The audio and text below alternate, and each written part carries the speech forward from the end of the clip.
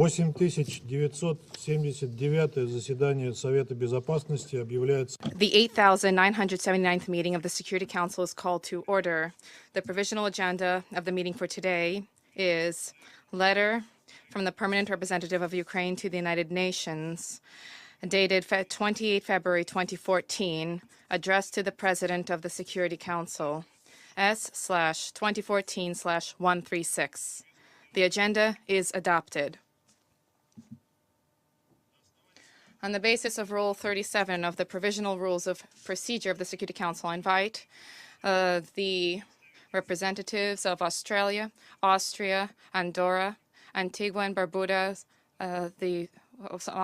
Belize, Belgium, Bulgaria, Bosnia and Herzegovina, Botswana, Hungary, Guatemala, Germany, Greece, Georgia, Denmark, the Dominican Republic, Iceland, Spain, Italy, Canada, Cyprus, Colombia, Costa Rica, Kuwait, Latvia, Liberia, Lithuania, Liechtenstein, Luxembourg, Malta, Niger, the Netherlands, New Zealand, Panama, Paraguay, Peru, Poland, Portugal, the Federal States of Micronesia, the Republic of Moldova, the Republic of Korea, Romania, Samoa, Singapore, Slovakia, Slovenia, Timor-Leste, Trinidad and Tobago, Turkey, Ukraine, Fiji, Finland,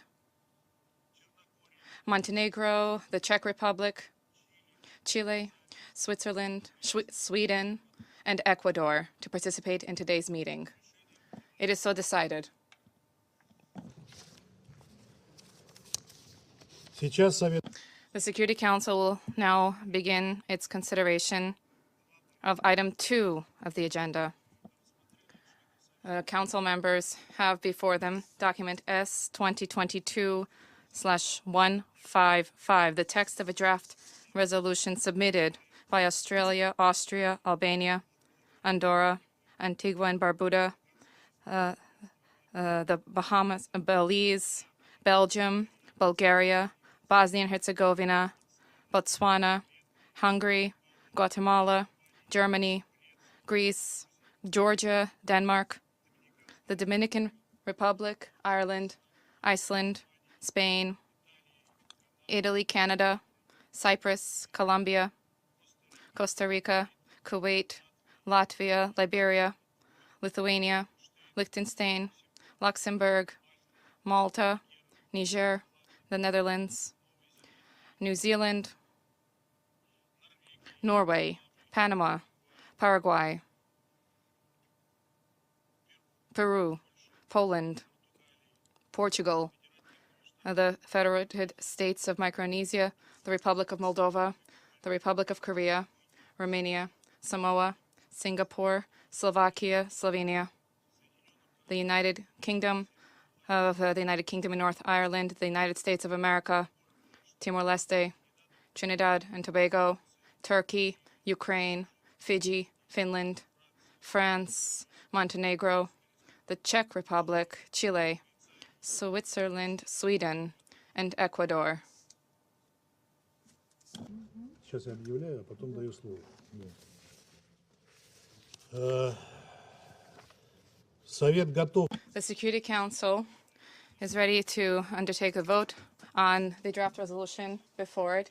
I now give the floor to those members of the Security Council who wish to deliver statements before the vote. I give the floor to the representative of the United States.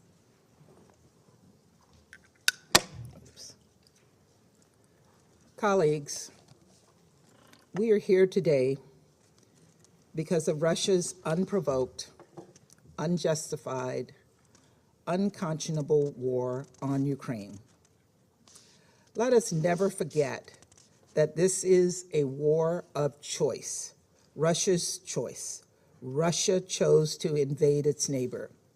Russia chose to inflict untold suffering on the Ukrainian people and on its own citizens. Russia chose to violate Ukraine's sovereignty, to violate international law, to violate the UN Charter. Now, all across Ukraine, people are fleeing for their lives.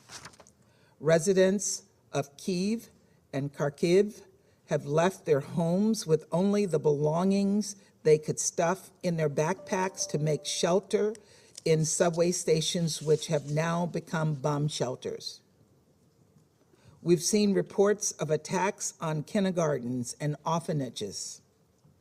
Babies, newborn babies in an intensive care unit have been evacuated into makeshift bomb shelters too. We have seen heart-wrenching images of fathers sobbing as they say goodbye to their young children and sending their families away, as they send their families away to safety while they stay behind to defend their country. In Kyiv today, thousands of people crushed into a local train station with mothers passing their children over the crowd, begging for people to help to get their babies onto trains and to safety. According to the UN High Commissioner for Refugees, more than 50,000 people have fled Ukraine in less than 48 hours. We've also seen everyday Russians bravely speak out and demonstrate in cities across Russia against President Putin's decision to plunge them into a war with their neighbor. They do not want to sacrifice Russian lives for Putin's ambition. This body, charged with maintaining international peace and security, was created to prevent exactly this kind of aggression from ever happening again. Russia's latest attack on our most fundamental principles is so bold, so brazen, that it threatens our international system as we know it. We have a solemn obligation to not look away. We believe to our core that the noble intentions of this institution should still have a place in solving 21st century problems and shielding our children and our grandchildren from the horrors of war. The horrors of war are exactly what our Ukrainian brothers and sisters are experiencing today. The people of Ukraine will soon need food and water and shelter and medical aid. They will face displacement and lose everything they've worked to build. For these reasons, we and Albania, in consultation with our allies and partners, have proposed this draft resolution holding Russia to account for its aggression against Ukraine. This resolution condemns Russia's aggression.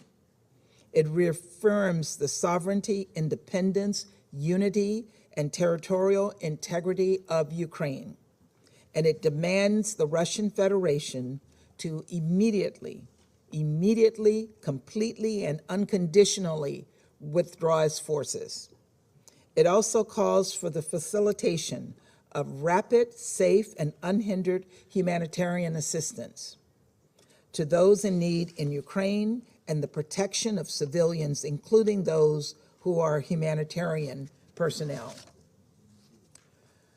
Today, we are taking a principled stand against Russia's aggression in this council, but many of us are taking actions in our capitals to defend international law, including the UN Charter, and to impose severe consequences on Russia for its invasion of Ukraine.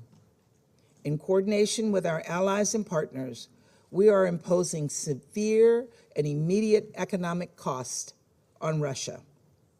These measures include sweeping financial sanctions that will have an immediate impact on its economy and export controls that will cut off Russia's access to vital technological inputs, atrophy its industrial base, and undercut Russia's strategic ambitions to exert influence on the world stage.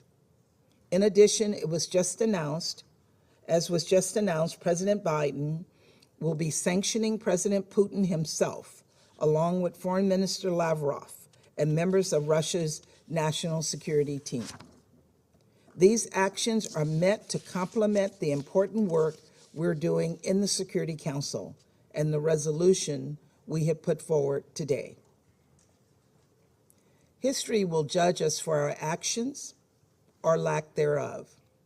And so long as we have a Security Council, I believe we ought to strive to ensure it lives up to the highest purposes to prevent conflict and avert unnecessary war.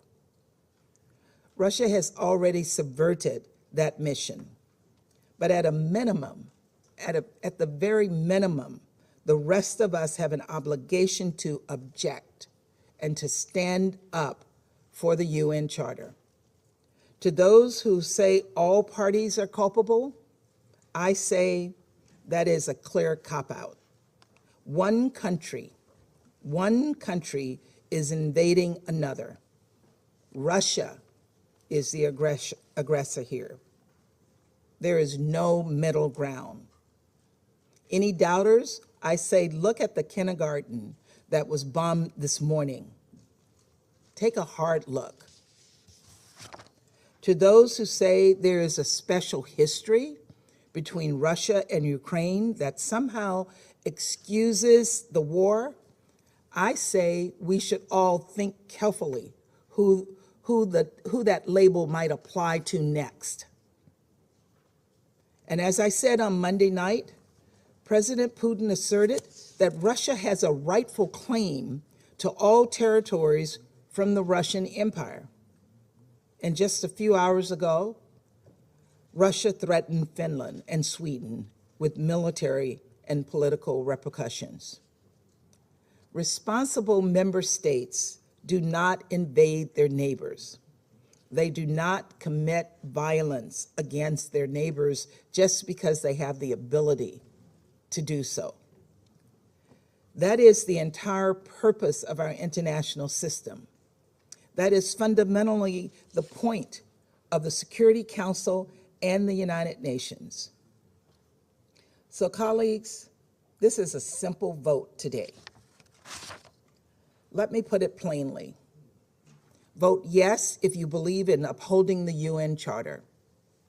Vote yes if you support Ukraine's or any state's right to sovereignty and territorial integrity. Vote yes if you believe Russia should be held to account for its actions. Vote no or abstain if you do not uphold the Charter and align yourselves with the aggressive and unprovoked actions of Russia. Just as Russia had a choice, so do you. Thank you. Спасибо. Сейчас I thank you, and I'll give the floor to the representative of Albania. Let me start by stating that my delegation subscribes to what we just heard from the Ambassador of the United States. Dear colleagues, we are called today to express clearly and loudly where we, our states, stand individually and collectively with respect to international law that we have agreed to, with the principles enshrined in the UN Charter that we have agreed to, with the international norms we have commonly established to govern our relations as independent and sovereign countries, as peace-loving nations, as responsible international actors. As we speak, Ukraine is being bombed, people are being killed, a country in Europe is being destroyed by a more powerful country, its neighbor, that has decided it wants to turn the historic clock backwards. A prominent member of the Security Council to whom the world has given power and trust to decide on peace and security. Instead, that country has decided to rule and inflict death. With its unprovoked aggression, Russia is not only inflicting untold pain and causing an unprecedented humanitarian situation in Europe, it has stained the UN Charter with innocent blood. It is burying the Charter under the rubble of destruction in Kiev and other cities in Ukraine. We must say no, and it is not too late to stop this madness. Dear colleagues, the resolution that Albania and the United States, together with many partners, have presented condemns Russia's actions, underscores that Russia must immediately cease its use of force against Ukraine and withdraw its forces. It calls upon Russia to abide by the Minsk agreements. It also calls for facilitation of humanitarian assistance to those in need in Ukraine, and their number is growing by the hour, and urges continuous efforts to respond to the humanitarian and refugee crisis that Russia's aggression has created.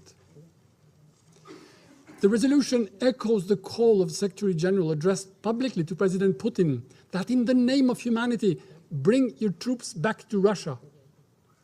It echoes numerous similar calls at the highest level around the globe to stop war.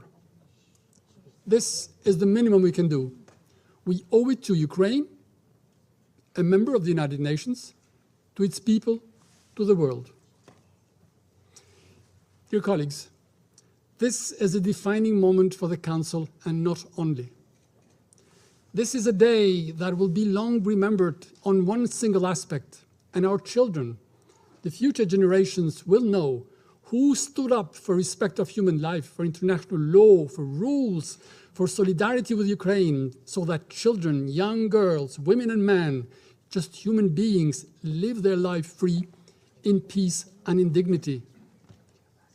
And who did not? This is not a moment to look away. This is a moment to speak, and we call on the members of the Council to support the text so that we say no to aggression, we say no to an unprovoked war, we say no to the domination of a country by a more powerful one.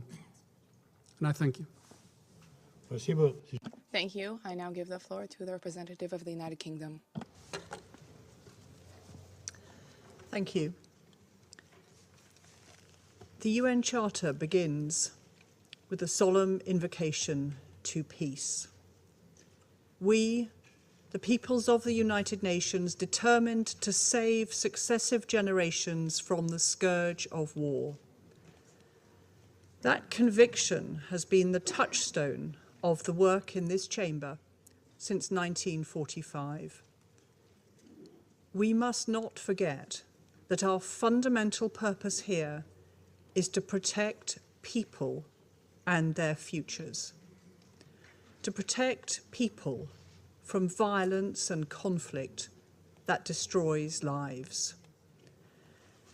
As we speak, women and children in Kyiv, young families in Odessa, pensioners in Kharkiv, and civilians all over Ukraine are sheltering from Russia's military onslaught.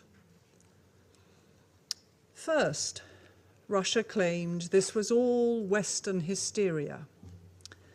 Then they said it was about Donetsk and Luhansk. Now they are bombing Kyiv. We have seen dreadful images of Russian tanks crushing civilians in the Ukrainian capital. A country of 44 million people is being attacked on all fronts. Colleagues, the resolution we are voting on today is a message to those people that the world is on your side and stands with the Ukrainian people. It's a message to the world that the rules we built together must be defended, because otherwise, who might be next? It's a message to Russia as well, to the brave Russian citizens who are protesting a war they do not want.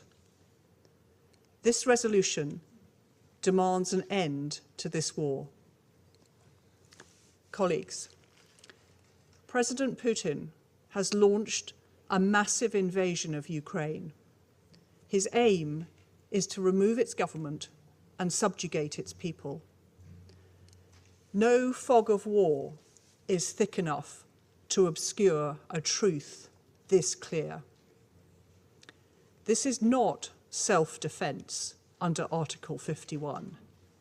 It is naked aggression.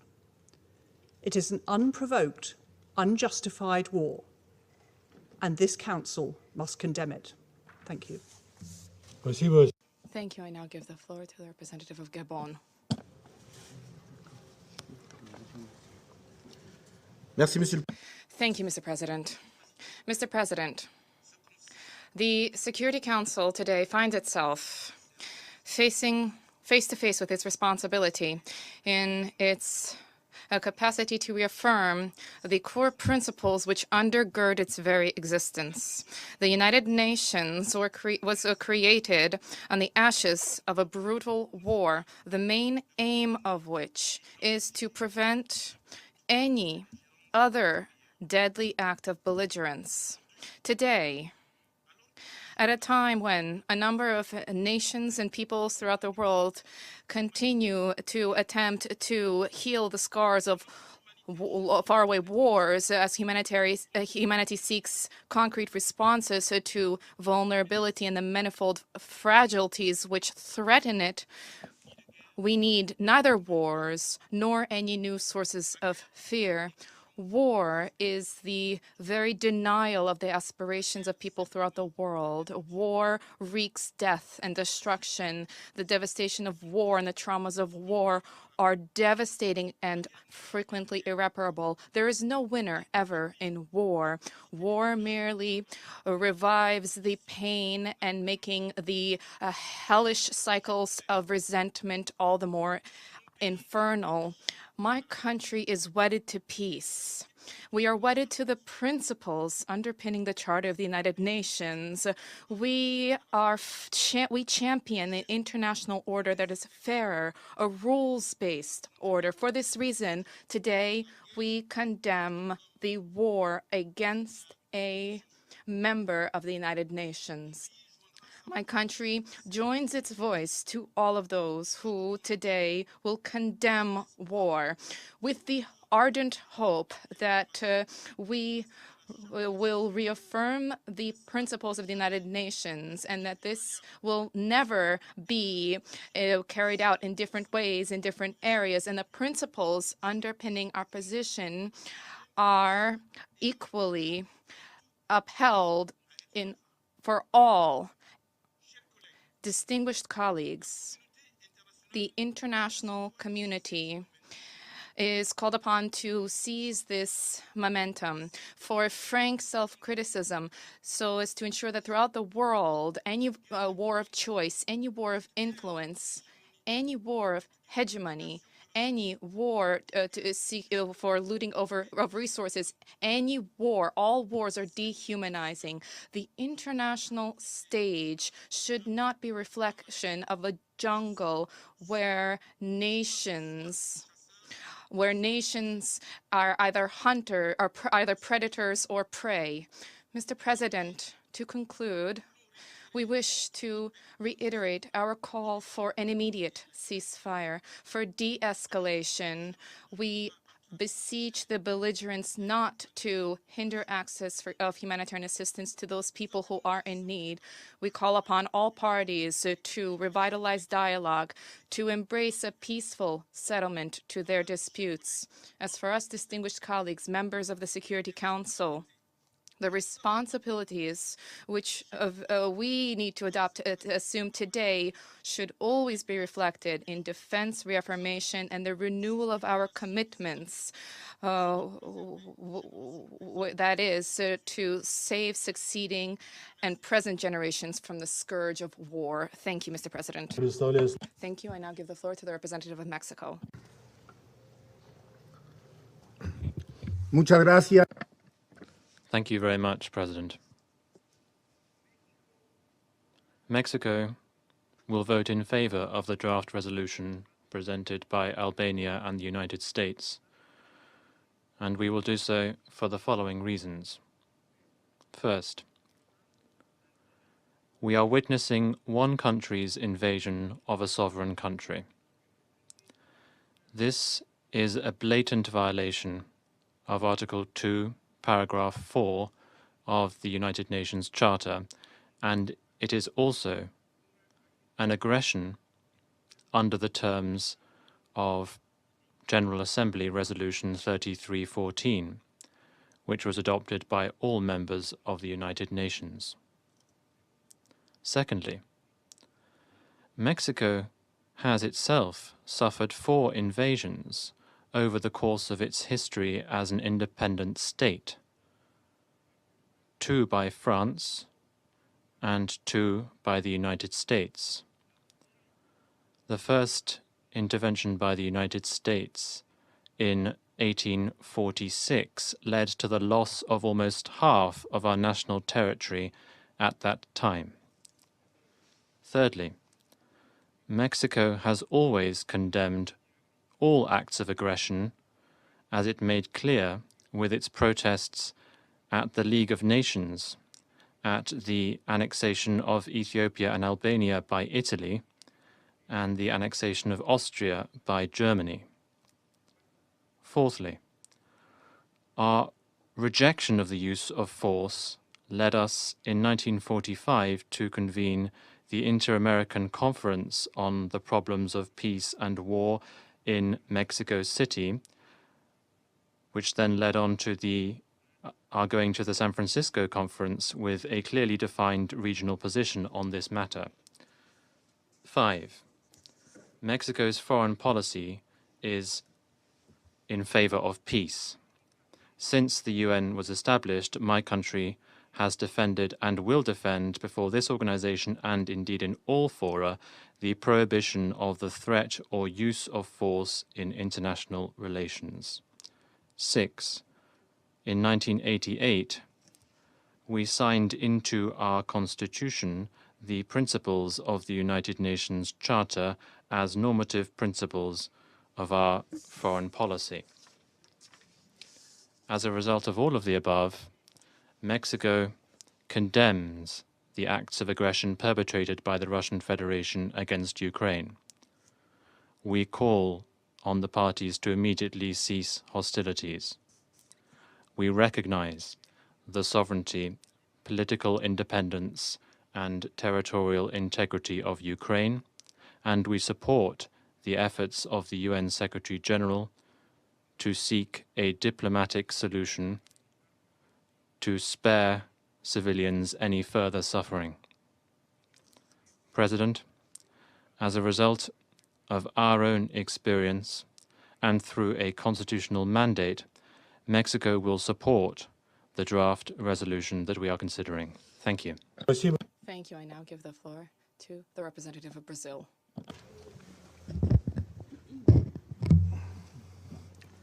Thank you, Mr. President.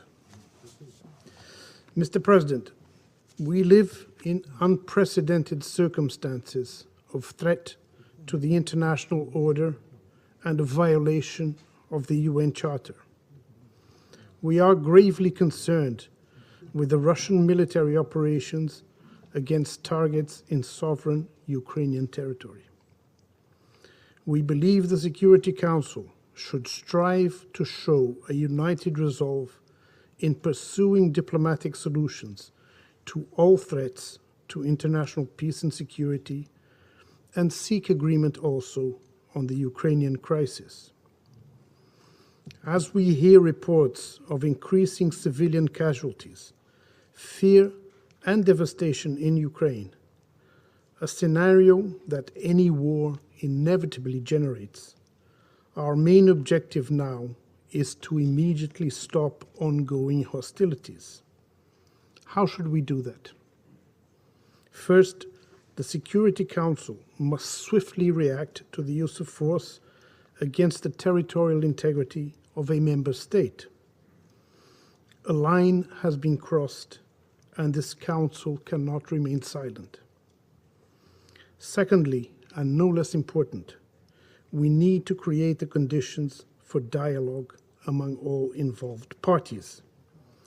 The world cannot afford a point of no return where parties see military victory as the only avenue to end conflict.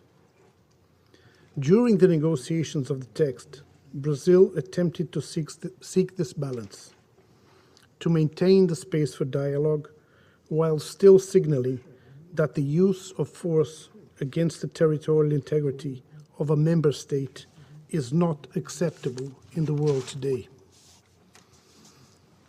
We are also deeply concerned with Russia's decision to engage troops in military operations on the ground and with the loss of lives and danger to the civilian population that may ensue.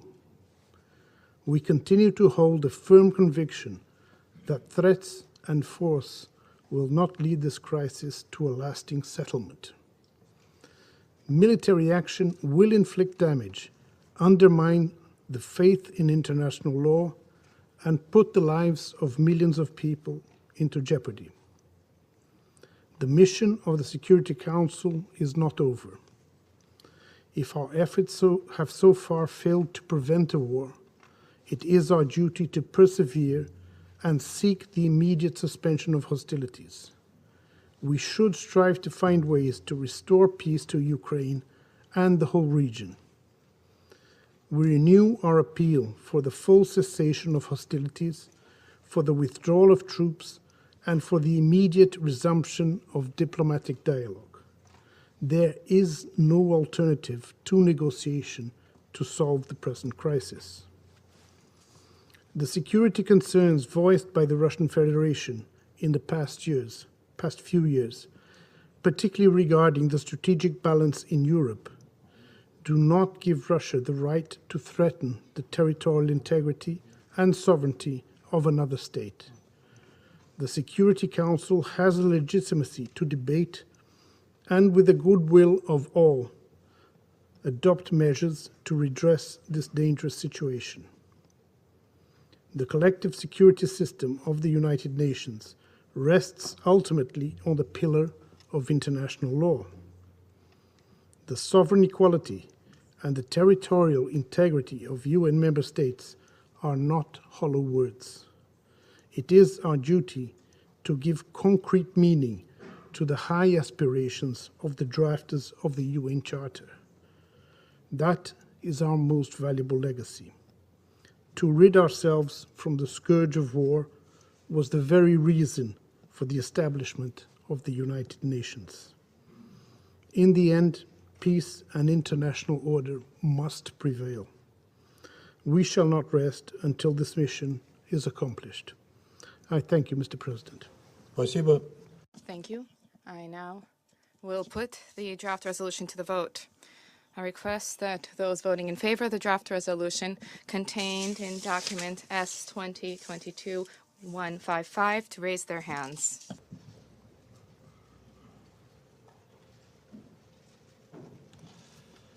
Кто против? Those against? Кто воздержался? Abstentions? Результаты The result of the voting is as follows. 11 votes in favor, 1 vote against, 3 abstentions. проект резолюции The draft resolution has not been adopted owing to the negative vote of a permanent member of the Security Council. I now give the floor to those members of the Security Council who wish to deliver statements after the vote. I give the floor to the representative of Albania. Dear colleagues, we deeply regret the decision of the Russian Federation to veto the resolution.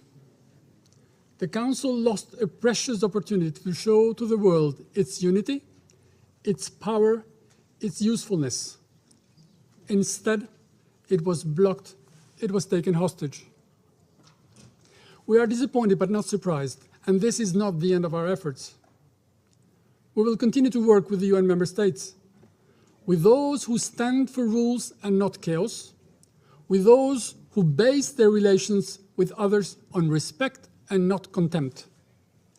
We will continue to condemn this aggression, call for ending this senseless war.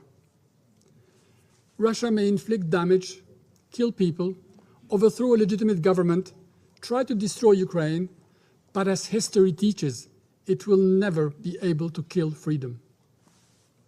Instead, Russia will be held responsible for the consequences of its actions, it is already facing worldwide condemnation. It will face sanctions, as we heard, and restrictions, just like the suspension of its rights in the Council of Europe today. But it will not be able to destroy European security, nor will it be able to throw the world back. We stand and will stand with Ukraine. And as announced today by Prime Minister Rama, Albania, in its tradition, is ready, if needed, to shelter Ukrainians fleeing the war. In conclusion, let me reiterate that Albania supports the sovereignty, territorial integrity of Ukraine within its internationally recognized borders. And I thank you. Спасибо. Thank you. I now give the floor to the representative of the United States. Colleagues, not surprisingly, Russia exercised its veto power today in an effort to protect Russia's premeditated, unprovoked, unjustified, and unconscionable war in Ukraine. But let me make one thing clear. Russia, you cannot veto this resolution. You can veto this resolution, but you cannot veto our voices. You cannot veto the truth. You cannot veto our principles. You cannot veto the Ukrainian people. You cannot veto the UN Charter. And you will not veto accountability. Responsible members of this Security Council have stood together today in the face of Russia's aggression, and we will continue to stand with Ukraine, supporting it in every way we can. We are united behind Ukraine and its people. Despite a reckless, irresponsible permanent member of the Security Council abusing its power to attack its neighbor and subvert the UN and our international system. This vote showed which countries truly believe in supporting the core principles of the UN and which ones deploy them as convenient catchphrases. This vote showed which Security Council members support the UN Charter and which ones do not. We will be addressing this matter in the General Assembly, where the Russian veto does not apply, and the nations of the world can, will, and should hold Russia accountable and stand in solidarity with Ukraine. Before I conclude, I want to commend the true and tremendous courage we are seeing from the Ukrainian people. I want to thank the Ukrainian permanent representative who is here with us today. Earlier today, President Biden spoke with President Zelensky and personally commended the brave actions of the Ukrainian people who are fighting to defend their country. He also conveyed ongoing economic, humanitarian, and security support being provided by the United States, as well as our continued effort to rally other countries to provide similar assistance. It's hard to imagine what it must feel like to see tanks rolling into your city, to see bombs dropped on your streets, to see soldiers storm your parks and your gardens. But in the face of all of this, everyday Ukrainian people are taking extraordinary actions to protect their children, to protect their country, to defend everything they hold dear. I also want to commend the courage of the thousands of people in Russia who are protesting Putin's war, despite grave risks to their personal safety. They will keep chanting, "No war." They will keep asking how many Russian lives Putin wants to sacrifice for his cynical ambitions. As we move forward, I hope more member states take their cues from this courage and honor all of this bravery with more of our own. Thank you. Спасибо. Thank you. I now give the floor to the representative of India.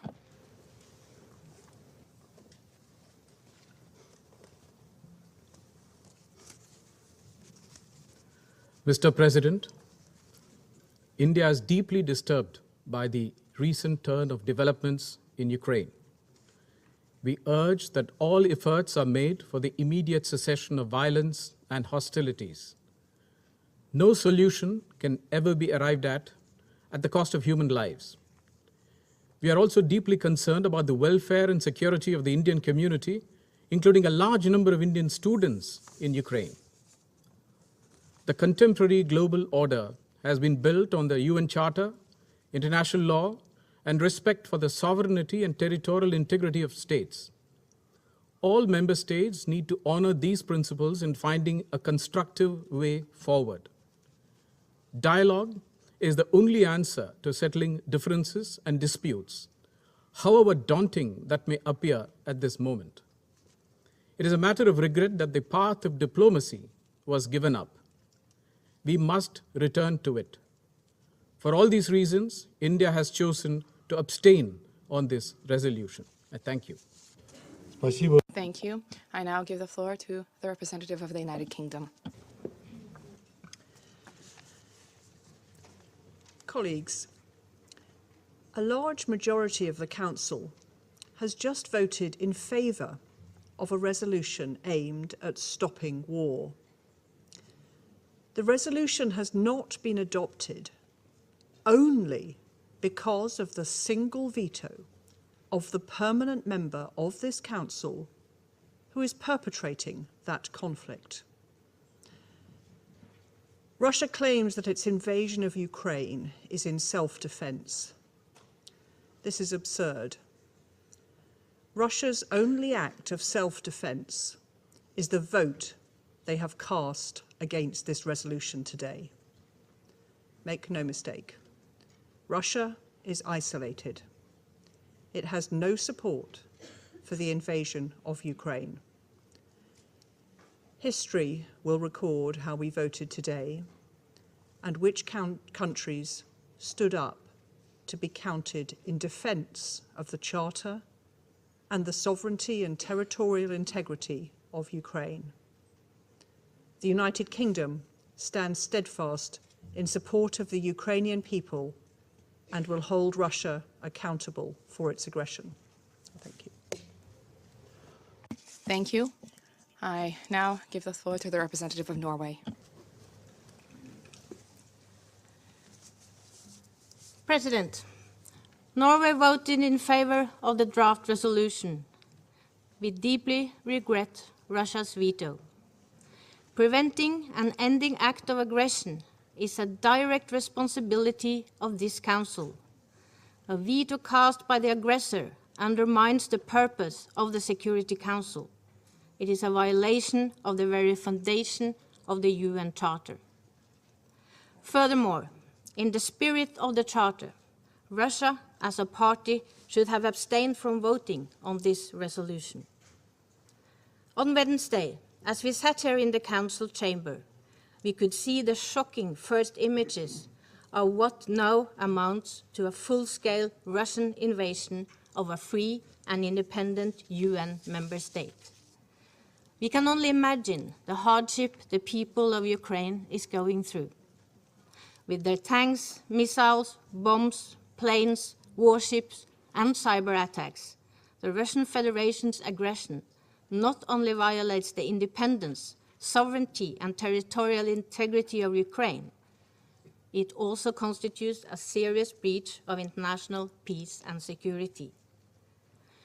Russia has disregarded the very core principle of the rule-based world order that the United Nations has stood for since the Second World War. Let me be absolutely clear. Norway insists that the Russian Federation immediately, completely, and unconditionally stops all fighting and withdraws all of its forces from the territory of Ukraine. Russia must respect the principles and purposes of the UN Charter. Norway expresses full solidarity with Ukraine and the Ukrainian people in the face of Russian aggression. Indeed, we already see the dire consequences for civilians, with casualties and injuries of large numbers of children, women, and men. We fear increased suffering in the time ahead. with potentially large numbers of casualties and extensive destruction of civilian infrastructure, such as schools, medical facilities, water and electricity plants. We see fighting unfolding in and around urban areas. We are deeply concerned about the long-term and protracted harm to the civilian population caused by such warfare, including by the use of heavy explosive weapons. We already see mass displacement.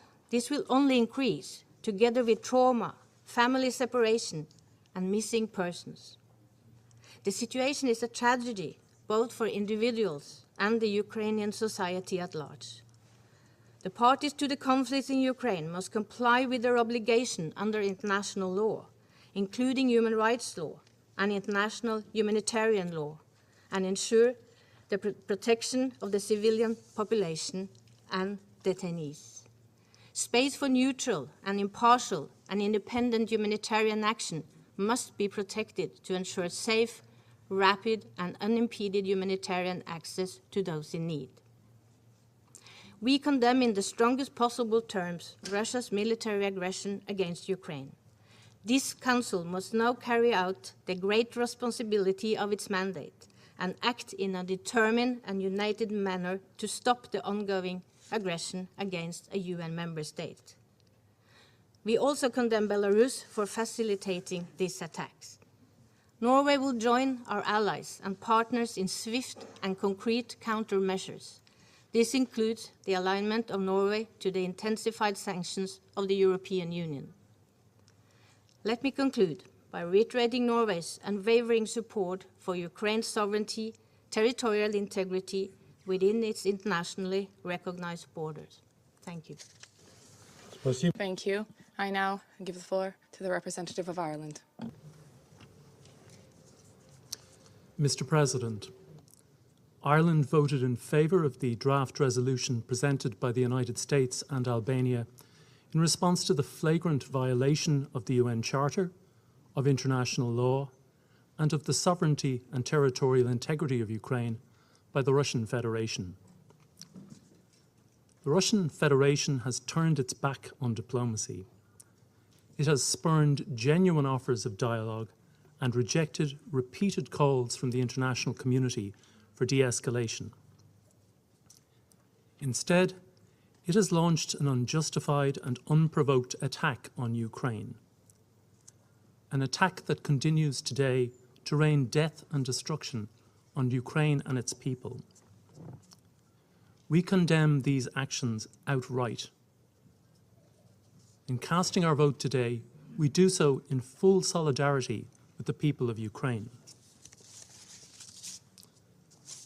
This Council has a responsibility to act in the face of conflict, to protect international peace and security, to uphold the principles the world agreed upon in response to the utter devastation of the Second World War. This is not a responsibility that Ireland takes lightly, yet it is one that we were prevented from discharging today in spite of the clear and declared will of the great majority of this Council's members. Mr. President, we deeply regret the use of the veto today by the Russian Federation. The veto is an anachronism which has no place in today's world. The use of the veto to block Council action is always unacceptable. Its use today in blatant defence of military aggression is reprehensible. However, the veto in no way obscures the plain facts of Russian aggression against Ukraine, nor will it hinder the international community's response to Russia's blatant breaches of international law, as demonstrated by the broad co-sponsorship of today's resolution by the wider UN membership. In this context, Ireland strongly supports the comprehensive sanctions announced by the European Union yesterday. We stand ready to support further measures if Russia does not reverse course. Mr. President, The unfolding horror of recent days is a tragedy for the people of Ukraine, and one which evokes nightmares that the people of Europe fervently hoped had been consigned to a blood-stained history. Only dialogue and diplomacy offer escape from these nightmares. We call on Russia to end its aggression against Ukraine today, to turn away from war and choose the path of dialogue and diplomacy. This is the right path, and the time to take it is now. Thank you. Thank you. I now give the floor to the representative of France. Monsieur le Président, President, at this time, Russian missiles are killing civilians, bombing cities, destroying essential infrastructure, with the sole goal of making Ukraine a vassal state. These are goals of rebuilding the Russian Empire. Ukraine is the victim of a premeditated aggression initiated by the President of Russia. Nothing can ever justify this. No member of the Council supports it. The result of the vote is clear. Russia is alone. France welcomes the mobilization of all members of this Council who, by voting in favor of the resolution, expressed their commitment to international law and their support for Ukraine. We condemn the use of the veto by Russia, vetoing efforts to restore peace and international order. Russia is riding roughshod over its responsibilities as a permanent member of the Security Council. It is manipulating the United Nations Charter, violating the most basic principles therein. President, within the UN and in all bodies, France will continue to mobilize with its partners to support Ukraine and the Ukrainian people. Thank you. Thank you. I now give the floor to the representative of Ghana. Thank you, Mr. President. Ghana voted in favor of the draft resolution on the situation in Ukraine, which did not pass, because that is the minimum duty we owe to the Charter, the peoples of the world, and in particular the government and people of Ukraine as a member of this Council. We joined the 10 other members of the Council in seeking to deploy in the strongest terms the Russian Federation's invasion of Ukraine, because that act breaches Russia's obligation as a member of the United Nations. Its obligation to respect the provisions of Article 2, Paragraph 4 of the Charter. By not refraining from the use of force in its relations with Ukraine, the Russian Federation had chosen to violate without justification the sovereignty, political independence, and territorial integrity of Ukraine, even as several world leaders had appealed for dialogue to find a peaceful settlement of the situation. The Russian Federation's actions, which have assailed the purposes and principles of the Charter of the United Nations, have threatened the global order and the balance of peace and security. We have also taken note of the Russian Federation's letter presented to the Council that seeks to indicate that its use of force against Ukraine was in self-defense, but dismiss it in the face of its all-out military action against Ukraine. We are pained by the unnecessary and rising number of deaths that have been occasioned by the invasion, and we call on the Russian Federation to immediately withdraw its forces from Ukraine and to recommit to dialogue and diplomacy. Besides our own assessment that Ukraine presented no imminent threat to the Russian Federation, the letter is also interpreted within the context of Russia's own public declarations over the course of the past days, which have shown to the world that rather than a security merit, this has been about the use of force against its weakened neighbor because it could. At the beginning of its military buildup on the borders of Ukraine, we were told that what was being observed was a normal military exercise. When concerns over the massive buildup were made, the Russian Federation informed the world that its troops were on its side of the borders and had no intention of crossing the frontiers of Ukraine. At the point, we were also informed that troops were being considered to be sent to the Donbas region of Ukraine in the context of peacekeeping. Today, the whole world knows better. As we met in an emergency session on Wednesday night to afford yet another opportunity for peace, the trust and good faith crucial for diplomatic engagement was broken in a cruel and dismissive manner. The battle against Kiev may yet be won, but the goodwill of the world has been lost. The use of force as a basis for secure international agreement has no place in our modern international order, and the world cannot accept this. Ghana is deeply disappointed by the actions of the Russian Federation, a permanent member of the Security Council. Its actions have fallen short of the higher standards expected of all those states that are considered as the enduring guardians of international peace and security. Indeed, for those members of the Council with a special privilege, there is also special responsibility. I reiterate Ghana's full support for the sovereignty, political independence, and territorial integrity of Ukraine in accordance with the Charter. At a time that the world looked up to the Council to send a strong message that threats and use of force against other states are unacceptable, we have been unable to do so, not because there is no broad agreement to do so, but because the way and manner the Security Council has been structured to function has constrained us.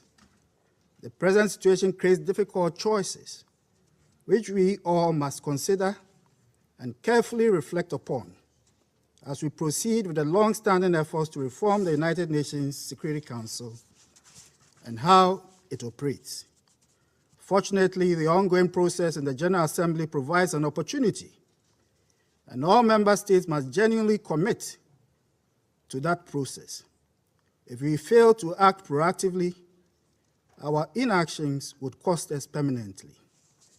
Before concluding, let me indicate Ghana's continuing concern over the situation of the civilian populations in all parts of the internationally recognized borders of Ukraine, as well as the welfare of more than 1,000 Ghanaian students and several nationals in that country.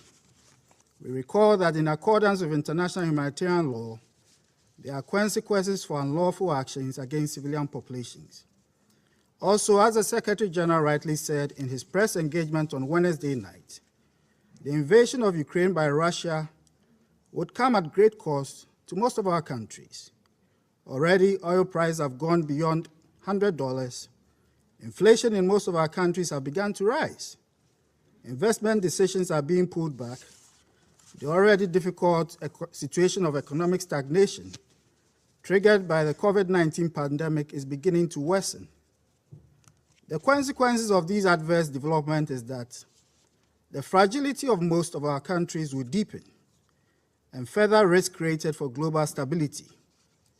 The actions that have taken place against Ukraine are therefore far-reaching and require even greater solidarity. First, with the people of Ukraine who bear the direct and immediate impact of this unjustified action that violates the Charter and the principles of international law, but also for the many, especially developing countries, whose populations are facing severe austerity. May we find the wisdom and common purpose to overcome the difficult moment we face. Ours is the call for peace. Let's give peace still yet a chance. I thank you. Thank you. I now give the floor to the representative of Brazil. Mr. President, Brazil regrets that the Security Council was unable to react to a breach of international peace and security that is still happening as we speak. During the negotiations, Brazil favored a text that could maintain space for dialogue among all the parties, while sending a decisive message for respect to international law and to the basic principles that for more than 75 years have saved us from a war of wide proportions. We thank the proponents for their flexibility in several aspects of the draft during the negotiations. Mr. President, the framing of the use of force against Ukraine as an act of aggression in the draft, a precedent that has seldom been used in this Council, signals to the world the gravity of the situation, but could also downplay other times when force was used against the territorial integrity of member states with no equivalent reaction from the Council. Indeed, we could have ended up with a text that is more conducive to reconciliation. Brazil has fought for that. However, under the current circumstances, not even a different text would have been enough to allow the Council to fulfill its responsibility to maintain international peace and security today. No country, elected or non-elected, with or without veto power, should be able to use force against the territorial integrity of another state with no Council reaction. The Council's paralysis, when world peace is at stake, could lead to its irrelevance when we need it most. It is our collective responsibility not to allow this to happen. I thank you. Thank you. I now give the floor to the representative of the United Arab Emirates. Thank you, Mr. President. The serious developments in Ukraine, we all agree, undermine regional and international peace and security. And throughout this crisis, my country has consistently called for de-escalation and dialogue. We placed great hope in the various diplomatic initiatives and channels aimed at resolving the crisis. And those calls reflected our alarm at the consequences of this crisis for civilians present in Ukraine, as well as for the region and for the international community. And we emphasize the importance of ensuring that humanitarian assistance reaches those in need and call on all parties to respect international humanitarian law, prioritize the protection of civilians, and allow for the unhindered delivery of humanitarian assistance. We further believe that every member state of the United Nations has the right to security, sovereignty, independence, and territorial integrity. Being from the Middle East, we are intimately aware of the critical importance of a stable regional security environment and of de-escalation, diplomacy, and dialogue as the basis for that security. Similarly, we understand from experience and share the need for inclusive and consultative processes. We support the draft resolution's emphasis on the need to adhere to the principles of international law and to the Charter of the United Nations. And that must be the basis of the resumption of dialogue and the pathway forward now that that resolution has not been adopted. The UAE restates its commitment to the territorial integrity, sovereignty, and independence of all member states of the United Nations. We urge for immediate de-escalation and cessation of hostilities, and we once more underscore our readiness to work with members of this Council towards that goal. The results of this vote were a foregone conclusion, but the avenues for dialogue and diplomacy must remain open more urgently than ever before, and we must pursue them together. This is the clear sentiment that this Council is united on. Thank you. Thank you. I now give the floor to the representative of Kenya. Mr. President, Kenya has voted in favor of the draft resolution to affirm Article 2 of the United Nations Charter that all members shall refrain in their international relations from the threat or use of force against the territorial integrity or political independence of any state. We voted yes to register our opposition to the breaching of the territorial integrity of Ukraine by the Russian Federation. We voted with hearts that are heavy with sympathy for the people of Ukraine. We offer our condolences to all the Ukrainian families that have suffered the devastating loss of loved ones to this unnecessary war.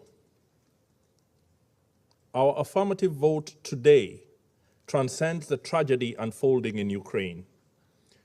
We voted yes, also having in mind the justifications for past interventions by other powerful states using resolutions from this very council that seriously compromised international peace and security. Even as deserved condemnations ring out today about the breach of Ukraine's sovereignty, history's condemnations are a loud silence in this room. We cannot help but recall that Africa's Sahel region is in terrible turmoil due to the hasty and ill-considered intervention in Libya a decade ago. On that occasion, the African Union sought more time for diplomacy. Its counsel was ignored, and what resulted was not peace or the safety and security of the Libyan people. Instead, terror was unleashed on African peoples in the countries to the south of Libya. There have been yet other actions of similar magnitude that have brought us to this unfortunate pass.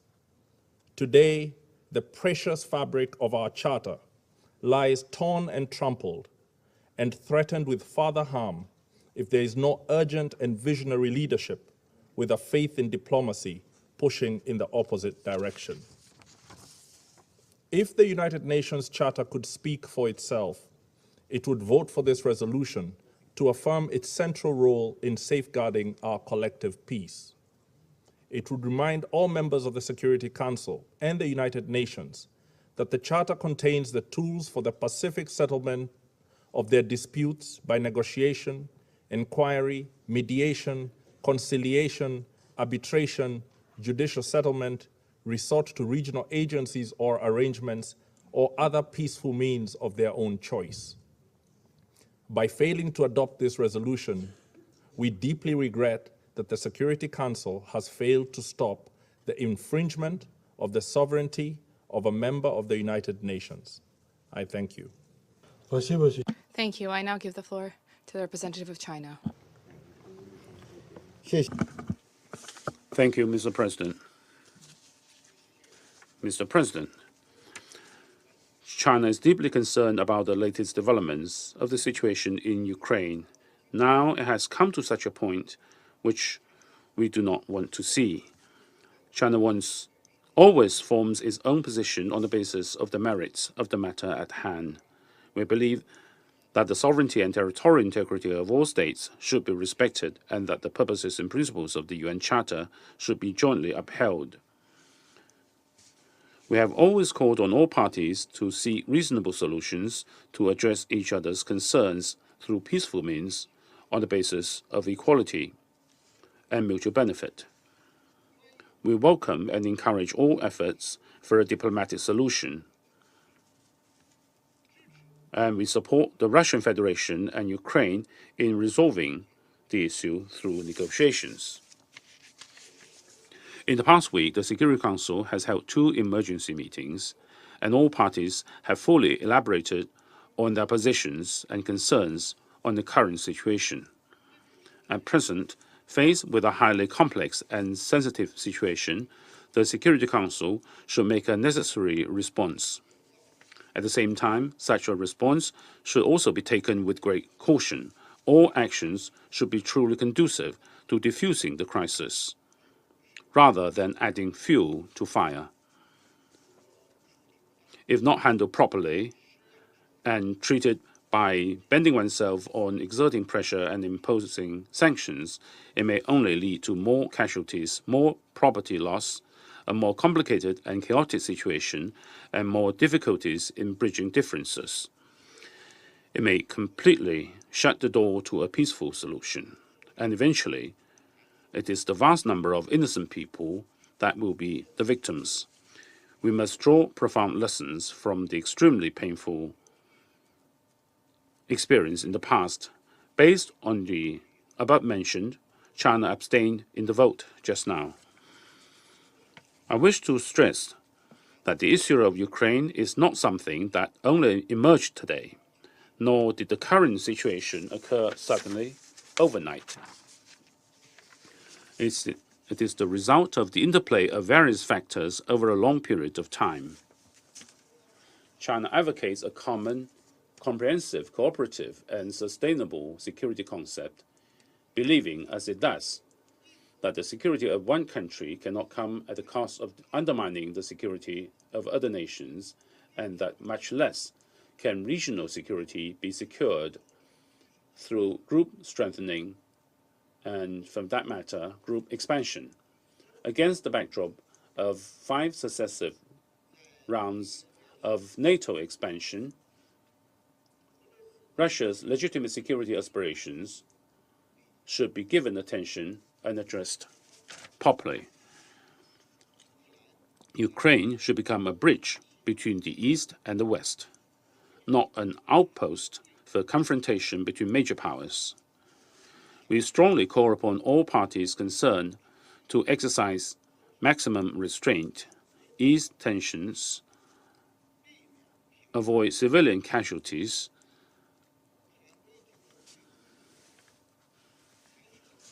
the final settlement of the Ukraine crisis still requires abandoning the Cold War mentality, giving full attention and respect to the legitimate security concerns of all countries, and conducting negotiations to build a balanced, effective, and sustainable European security mechanism. We urge all parties to return immediately to the track of diplomatic negotiations and political settlement, show sincerity and goodwill, make a political decision, and engage in dialogue and consultation for a comprehensive settlement of the Ukraine issue. I thank you, Mr. President. Thank you. I shall now deliver a statement in my capacity as the representative of the Russian Federation. The Russian Federation voted against the anti-Russian and anti-Ukrainian draft resolution of the Security Council that was submitted today. Why is it anti-Russian? I think that there is no need to explain. Why it suffices to have merely cast a cursory glance at the text. Why is it anti-Ukrainian? This is because the document, beyond any doubt, runs counter to the fundamental interest of the Ukrainian people insofar as it is an attempt to salvage and cement in Ukraine that system of power which brought the country to the point of tragedy, which has now been ongoing for at the very least 8 years now. We thank those who did not support this draft. I will not respond to those who just accuse the Russian Federation of abusing the veto right. Well, the main reason for a negative vote is not the fact that there is what is included in the draft, but what is left out.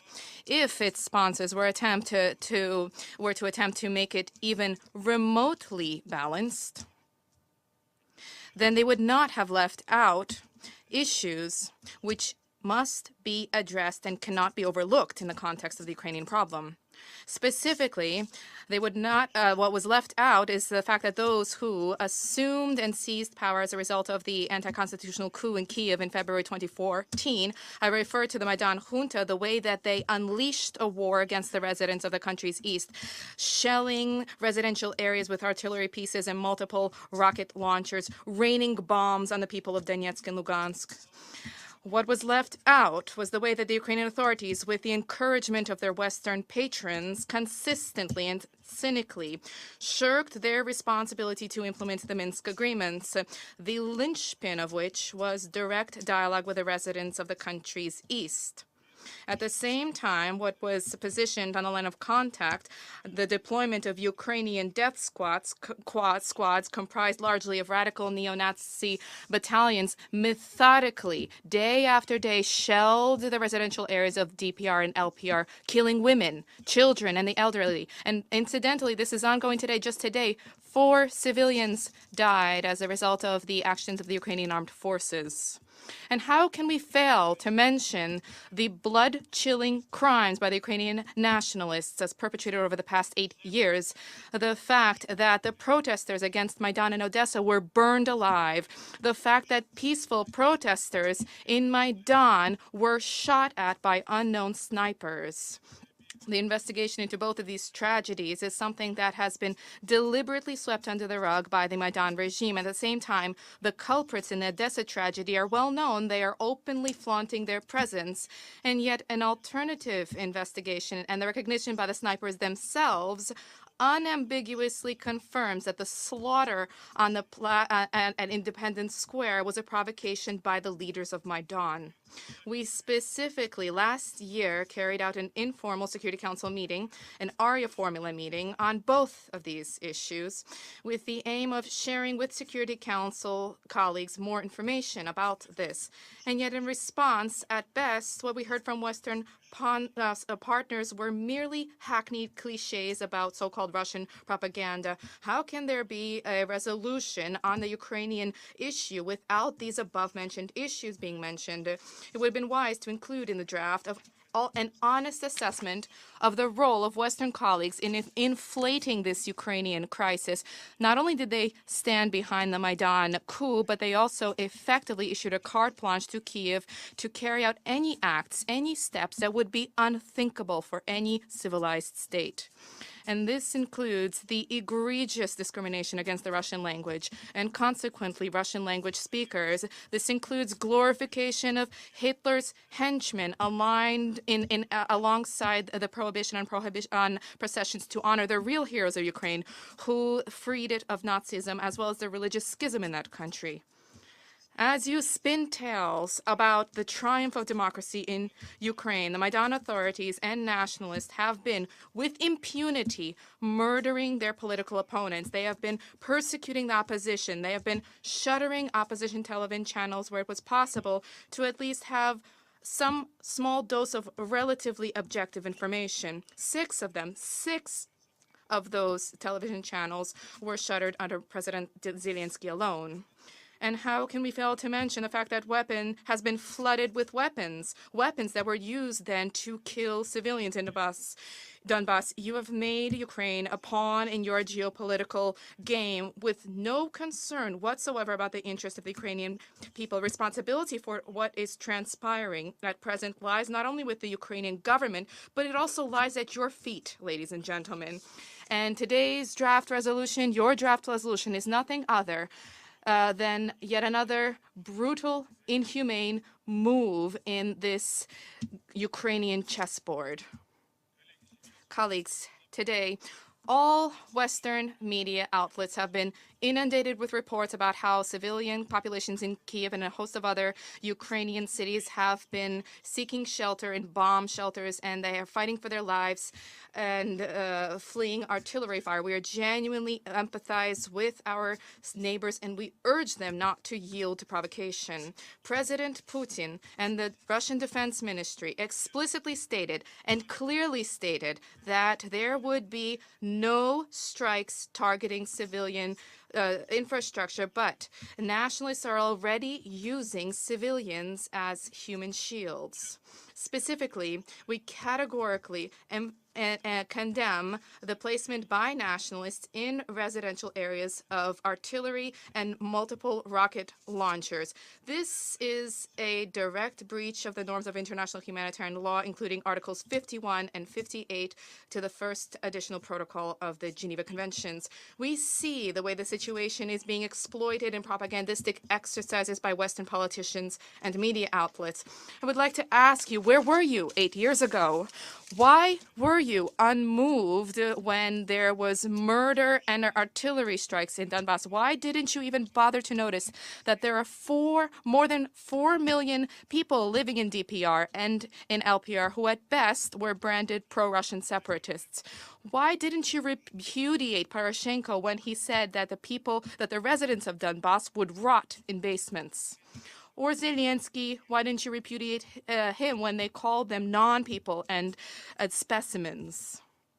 Parenthetically, I cannot but note that at the height of propaganda, our colleagues very frequently use imagery from Donbass, brandishing them as alleged consequences of the so-called Russian aggression in Ukraine. These kinds of fakes are abundant and proliferating today. They have flooded the internet and a number of Telegram channels.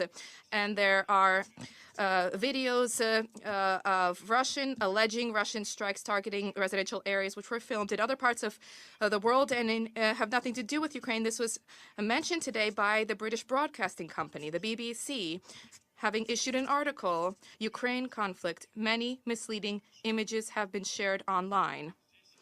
Everything is there. There are photographs of parades,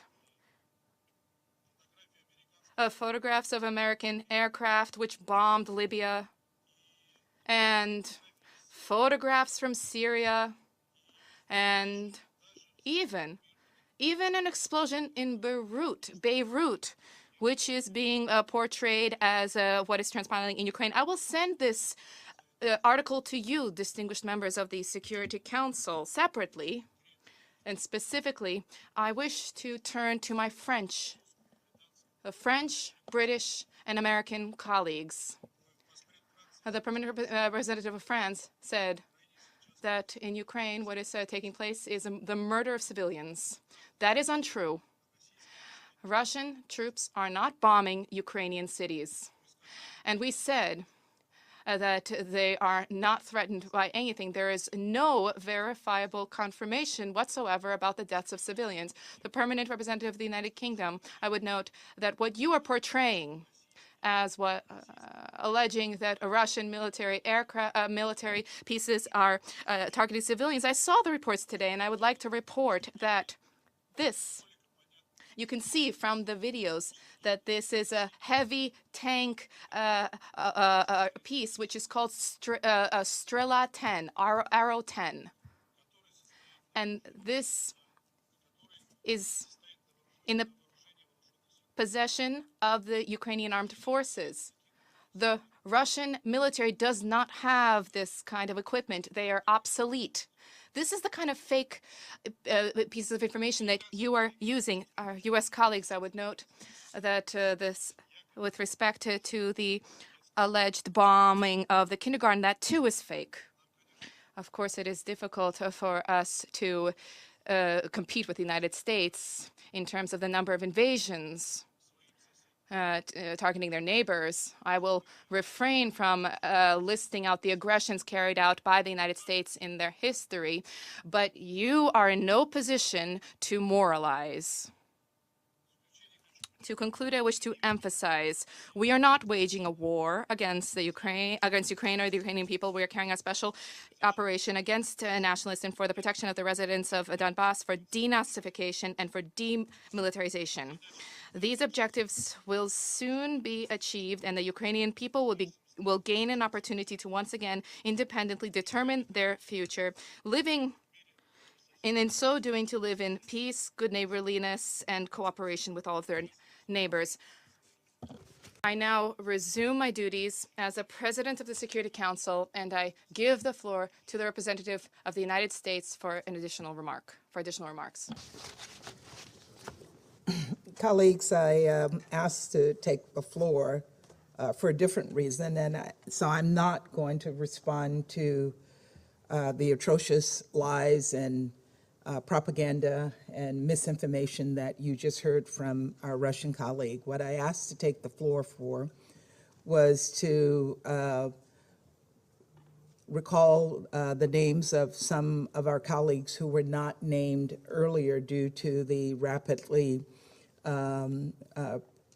moving response to these events in Ukraine. Some of them were left off, who were sponsors of the resolution, and I'd just like to highlight their names because we so appreciate what they have done.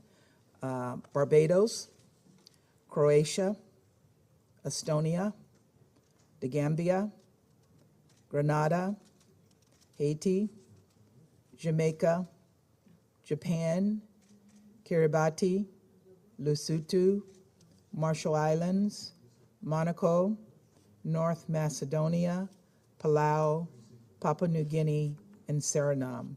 I want to thank you and all of you for your support. We will continue to all speak in one voice in the days ahead to address the atrocious situation that we see happening every day on the ground, despite what we've heard from our Russian colleagues. I now thank you. Спасибо. Thank you. And I now give the floor to the representative of Ukraine.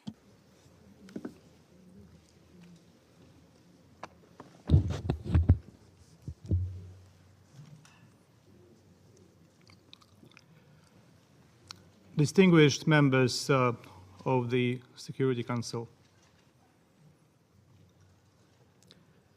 I will not dignify the Russian diabolical script that is rather a letter of application for an upscale seat in the hell by commenting it.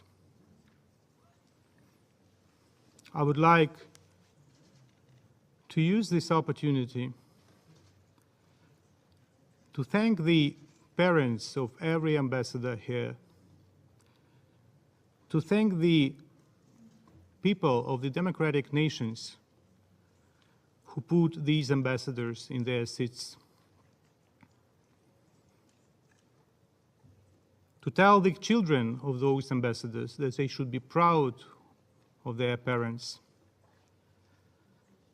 that they have voted in favor of the resolution. I thank my good friend Nicolas from France, Rolando from Brazil, my good friend Hajar from Albania, Linda, Barbara, Mona, my good friend from Mexico, Martin from Kenya, Ireland,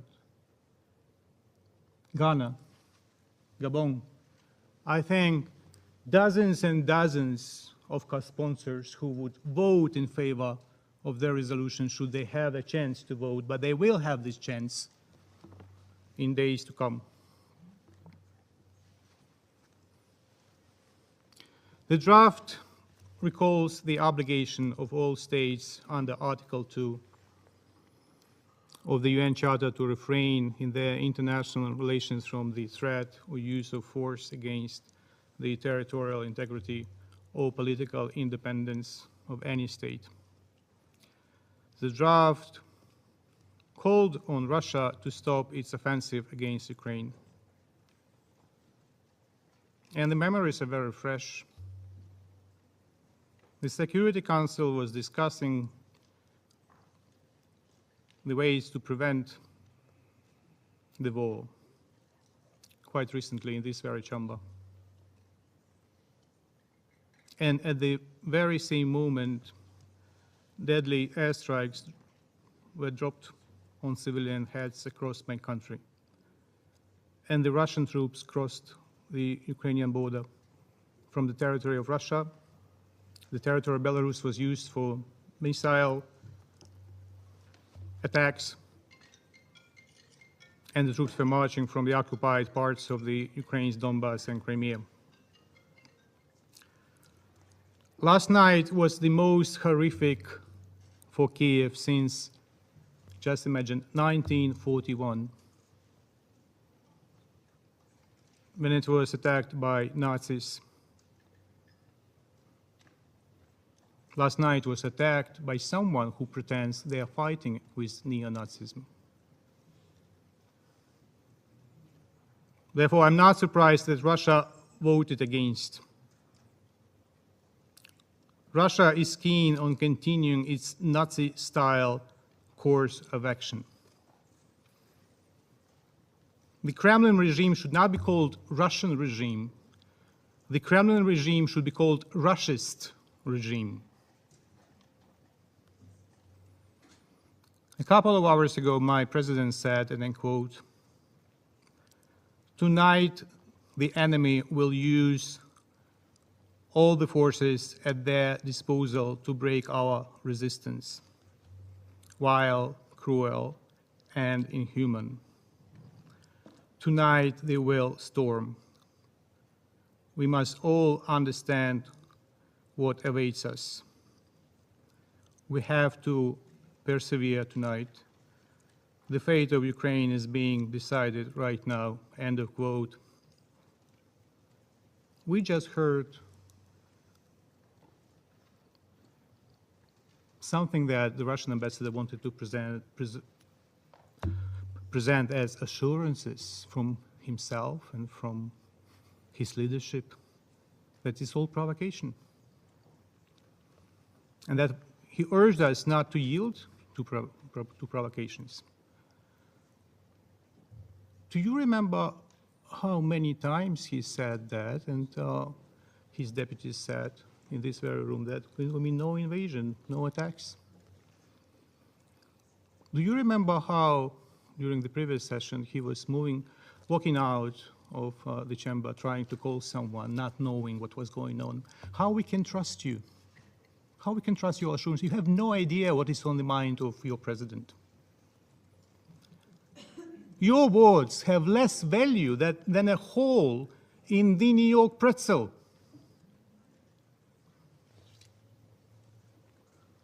The Russian Federation that occupied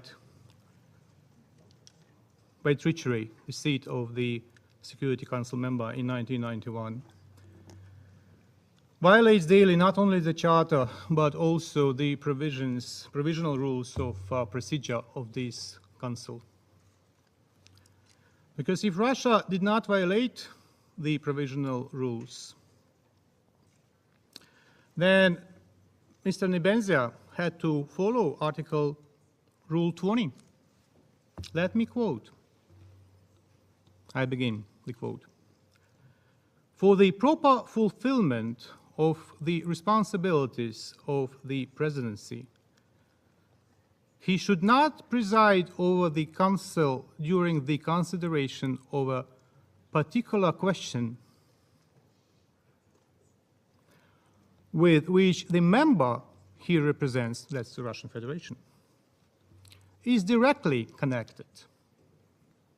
He, the rule reads, shall indicate his decision to the Council not to preside.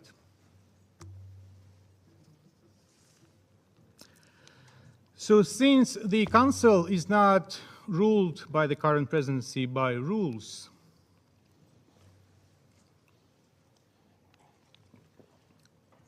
I will be probably also unruly. And I will ask all of you to dedicate a moment of complete silence to pray or to meditate if you do not believe in God, for peace,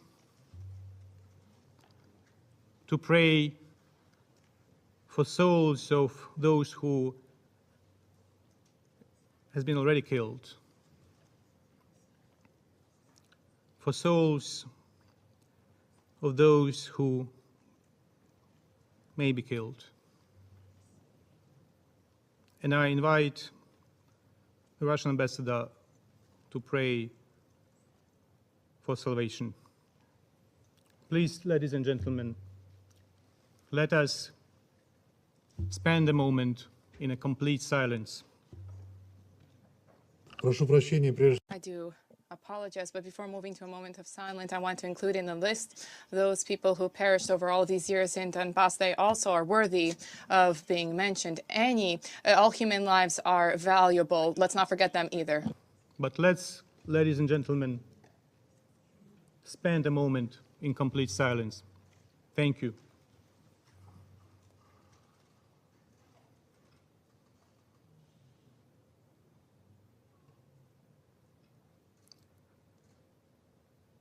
I thank you very much, ladies and gentlemen.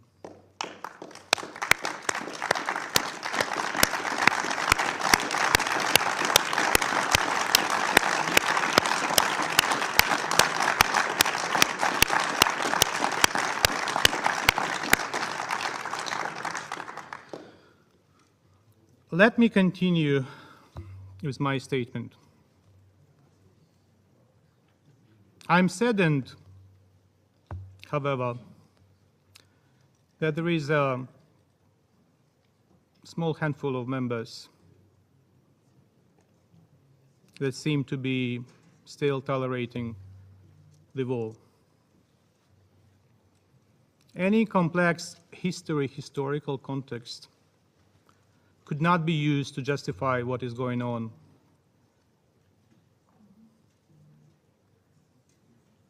And I may say to some,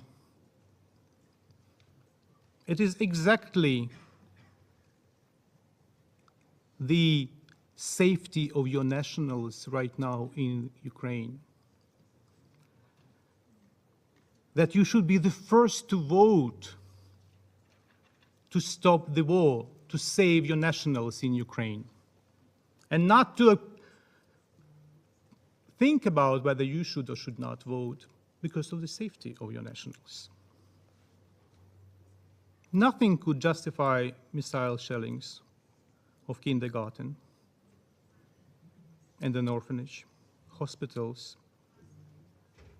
that happened today. And in fact, you know, one of my relatives got a stroke a couple of days ago, and that person cannot be evacuated even to the shelter because the person is not movable. So the person is in the hospital in the city of Kyiv. These attacks are war crimes and violations of the Rome Statute, whether you party to it or not. We are collecting these and other facts and will immediately send them to The Hague. And responsibility is inevitable. Nothing could justify today's deliberate shelling by a Russian warship of a Moldovan-flagged chemical tanker with the Russian crew. Imagine. Or a Panamanian flag cargo ship near Odessa port in the Black Sea. It is a flagrant violation of international law of the sea. Is it a time to discuss historical reflections against the backdrop of the alarming situation in the Chernobyl nuclear power plant, seized by the Russian armed groups?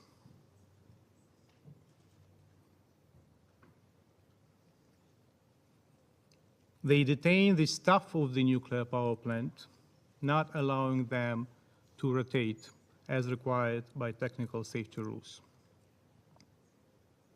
Another matter of alarm that the control levels of gamma radiation, those rates in the exclusion zone, have already been exceeded because of the damage of the topsoil due to the movement of a large number of heavy military equipment, including tanks. And as a result, there is contamination by radioactive dust. Dear Security Council members, as of previous night, midnight, almost 140 persons were killed on the Ukrainian side and 316 persons wounded during, that was the first day of the Russian invasion. Many objects of civilian infrastructure were ruined. To stop the advance of the Russian tanks,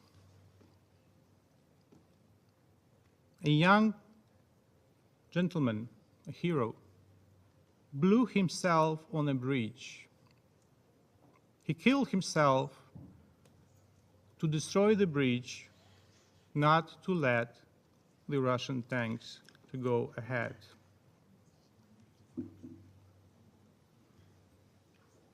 But the destruction takes place not only in cities.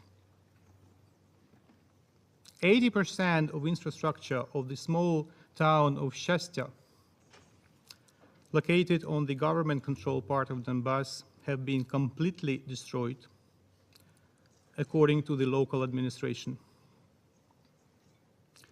Occasionally, the name of the town is translated as happiness. That's actually the name of the town.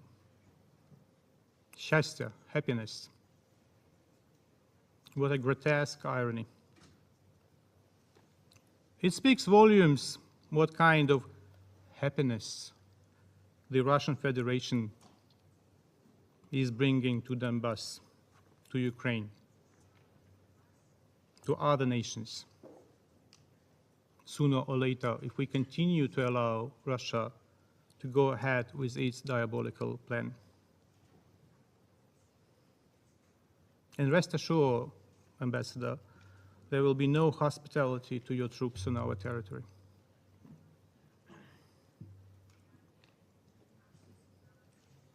Ukraine has been executing its right for self-defense according to the Article 51. It's not the Russia that executes.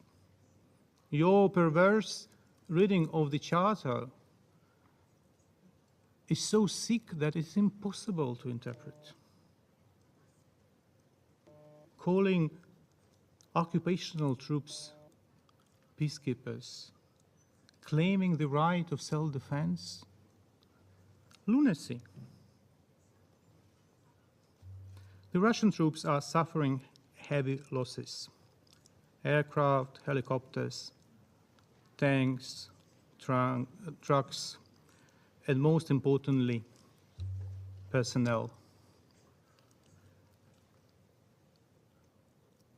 You can stop the vote in this chamber. But what may stop the war is unfortunately the bodies and thousands of bodies of Russian soldiers that will be delivered to their mothers in Russia, whether you like it or not, because we have to defend our territories, we have to defend ourselves on our territory.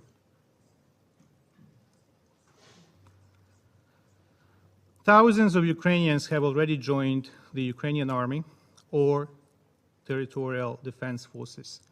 And the resolve and dedication of civilians joining the territorial defense forces is the best proof that we will not surrender, even if you succeed to temporarily occupy additional chunks of our territory.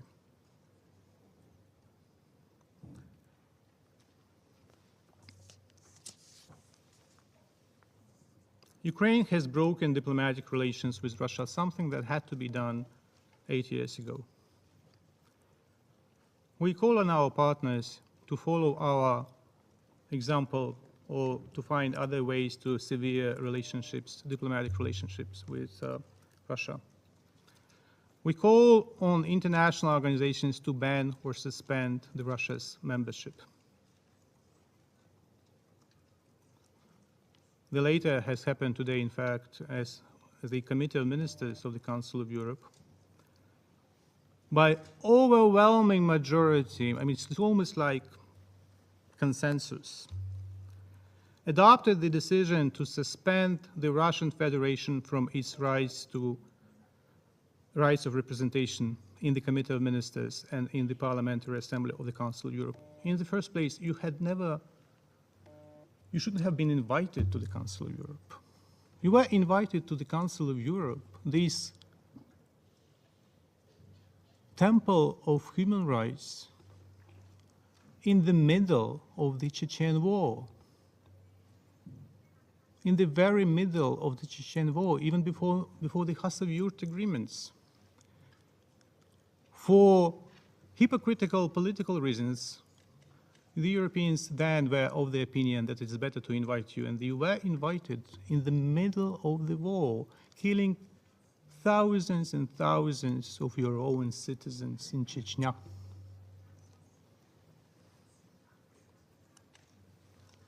We count upon the proper reaction by the international community to medieval atrocities by Russia in Ukraine. For today, a number of countries have already imposed sanctions on